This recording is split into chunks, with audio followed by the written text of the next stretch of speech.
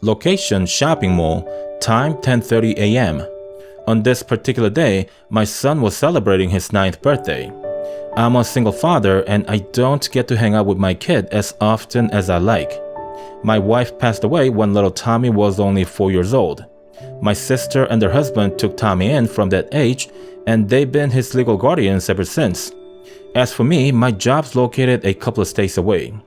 I thought about taking a pay cut and living near my kid, but the pay difference was too big for me to make the move. At the time, I felt that saving money for Tommy's college tuition was the responsible thing to do. Although today, I regret that decision. My kid hardly even recognizes me, and no amount of money can make up for the lost time.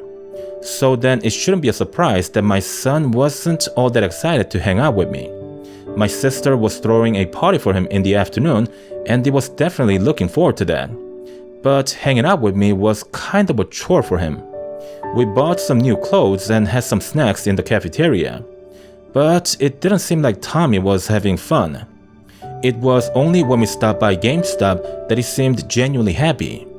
I couldn't make him smile no matter what I did, but Nintendo Switch effortlessly drew a smile on his face. I stood by the entrance and just looked at him blissfully checking out the games on the shelves. It wasn't me who was making him happy, but regardless, I was content seeing him like that. Then for a moment, he went behind the display shelves and I couldn't see him anymore. I went and followed him there, but Tommy wasn't there. I looked around the store, called for him, but got no answer. I stepped out of the store, but still not a sight of him. I went back inside and asked the cashier if he had seen a kid of Tommy's description. All the other persons in the store were either teenagers or adults, so there was no reason for confusion. The cashier said he hadn't seen any child. Then the cashier got the mall security for me, and they told me to stay in front of the store while they try to find Tommy. Tommy was nowhere to be found, and we ended up calling the police. When the police arrived, they began reviewing the security footage. In the meantime, I called my sister and told her about the situation. But I got the most unexpected response from her. She told me that I didn't have a kid, that there was no Tommy in my life. I argued with her on the phone and told her she was out of her mind. She kept telling me to stay at the mall and that she'd be here soon. But before she arrived, the cops had me in a handcuff for making a false report. The security footage in the mall didn't show any child with me. I had walked in on my own. My sister came to get me at the police station sometime later. She explained to them that I'm a former ranger who saw combat and has PTSD. She and my therapist on the phone got him to email some documents and got me off with a warning. I was lucky that the ranking officer was a former ranger himself. He must have felt bad for me and probably did me a huge favor by cutting me loose with only a warning. Here's the problem though. I really was with my kid in the shopping mall that morning. I did have PTSD, but that was years ago when I came back from Afghanistan. The documents my sister showed me does say that I still have PTSD, and my therapist tells me that I still see him on a regular basis. But that's not how I remember things. I had a serious case of PTSD right after I came home for good. The first year was awful. I got better in the second year, and by the third year, I was no longer seeing the therapist. And then there's Tommy. I'm told he's a figment of my imagination. My therapist tells me that I made him up with my mind.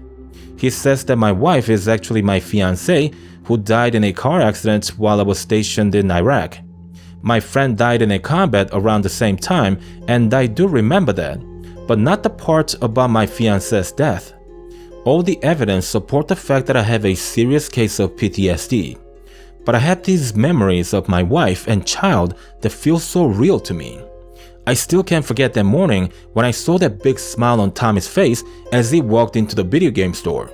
If I truly have PTSD, then it's getting worse. Lately, I've been having difficulties differentiating dreams to reality. I wake up in the morning, but I'm never quite sure if I'm really up. Right now, this moment, as I type all these information, I'm fairly certain that I'm awake, but I wouldn't bet my life on it. The most terrible thing about the whole situation is the fact that I miss Tommy so very much. People can tell me whatever they want, but my son is as real to me as is the ground you and everyone else stands on. I'd be grateful if this was a nightmare I could wake up from. I go to bed every night hoping that's the case. Perhaps this whole world is only a figment of my imagination.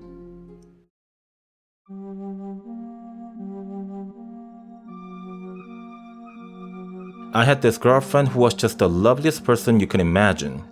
I won't bore you with the details of how we met and fell in love, but suffice it to say, for a time Jennifer was the best thing that had happened to me in a long while. I didn't notice it then, but her peculiar behavior was in clear display from the first time she stayed at my place. I was sleeping when I was woken up by her crying. She was balled up right next to me and crying for some reason. I panicked at first because that was the first night that we did it. It's never a great sign to see your girlfriend cry after making love for the first time. I asked her why she was crying and if I had done something to upset her. Jennifer's answer was unexpected but oddly cute. She said, "I'm just so happy that I met you. I always meet the wrong guys and end up getting hurt, but you're not like that." I thought that was adorable and I fell for her even more after that night. The problem started when she began to show her true colors. It wasn't anything that would make me consider breaking up with her, but I was getting stressed over how clingy she was. I, like most everyone else, like to do some of the activities with my friends without the presence of my girlfriend. That's normally not a problem since all of my ex-girlfriends had their own friends. We would schedule nights when we'd hang out with different groups and meet up again after the night was over. With Jennifer though, it didn't seem like she had any friends. Once she started staying at my place for the most part of the week, I never saw her go out with her friends.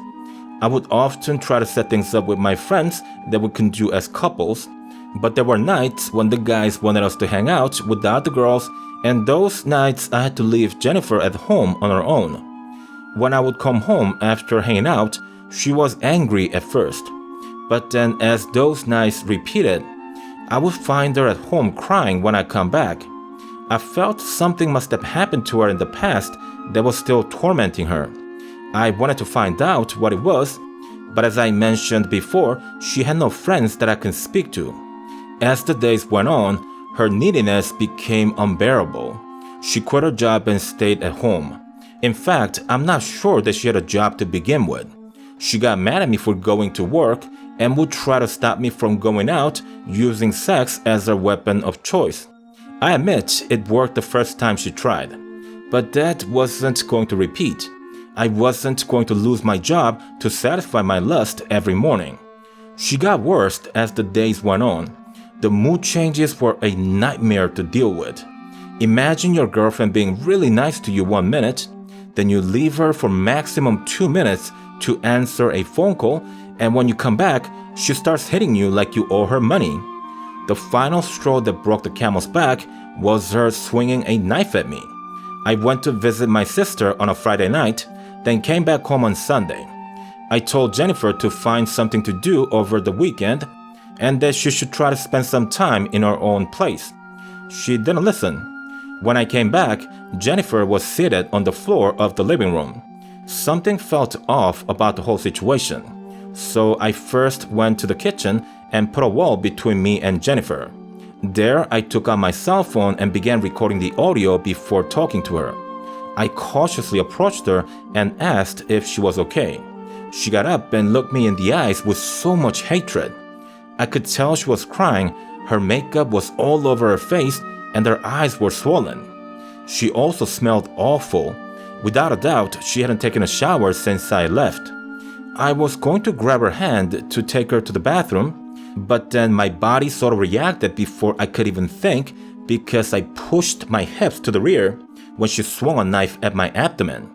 I ran toward the hallway, then grabbed the coat hanger to defend myself. I tried to calm her down as I said, "Jennifer, we can talk about this. You don't have to do this." She didn't listen. She continued to attack me, and as much as I tried to defend myself without hurting her, I was slowly running out of room to back away. I had no choice. I knocked her out with 3 heavy hits with the coat hanger and called 911 right away. I tied her wrist with my shoelace before the police arrived.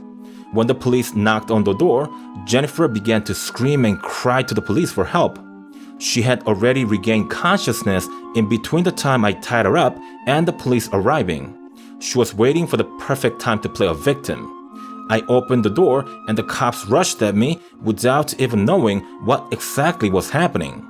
They cuffed me, read my rights, and as that was happening, I told them that Jennifer's the one who attacked me.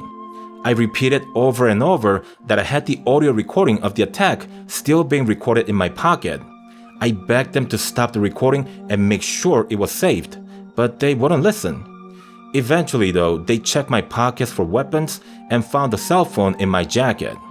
Fortunately for me, the audio recording was saved and was clear enough to clear me of all suspicion. Unfortunately, however, Jennifer got off clean. She somehow convinced the judge that we had an argument that got out of hand. The male judge ate it up like a sweet candy and let the conniving snake go without even a slap on the wrist. She's been talking to some of my friends on Facebook and insinuating that I have a violent tendency. My friends tell me they no longer talk to her and that they believe me, but I can see the uncertainties in their eyes. We as a society, myself included, truly despise men who hit women, and rightfully so. But no matter how heinous the accused crime may be, presumption of innocence should always be valid, meaning the burden of proof is on the one who declares and not one who denies. Innocence until proven guilty should apply to any and all charged offenses. But I've learned that isn't how things work when it comes to domestic violence. You could possess a solid proof to clear your name, and you might be declared innocent in a court of law. That should set you free and you should have your life back. But in reality, that's not how things work. Today, I'm still fighting the fight to clear my name. I had to meet up with each of my friends to help them listen to the audio recording of the assault. It is unfair that I have to prove my innocence even after successfully defending myself in a court of law. It's humiliating that even with the audio recording, some of my friends would rather not be associated with me because somehow my name has already been tarnished. I go to work nowadays and notice how everyone tries to avoid me. It's incredible how fast rumors spread and how everyone adds a lie or two to their own version of the story. This nightmare and much worse is what a real abuser should deserve. But not me, not the person who's innocent and cleared of all charges. Yesterday when I came home, I found a note slipped underneath the door. It was a letter made using the alphabets from different magazines, exactly like the ones you see in horror films. I didn't hold the letter so as not to contaminate the evidence. The gist of the letter is this: I want you back, you should want me back too, because if not, what you are going through right now should seem like a pleasant stroll around the park. I had my sister, who's a lawyer, take the letter and have it examined. She hired a professional to have it analyzed, and nothing came of it. The letter was clean. It was crafted carefully to not leave any fingerprints. I'm thinking of quitting my job and going overseas for a few years. I had a good life and a future I could look forward to, but not anymore. At least not in the stateside. Man or woman, it only takes one bad relationship to have your life ruined for good. I don't know that I could ever be part of a meaningful relationship. Jennifer's drained my life of all hopes. My life is in ruins.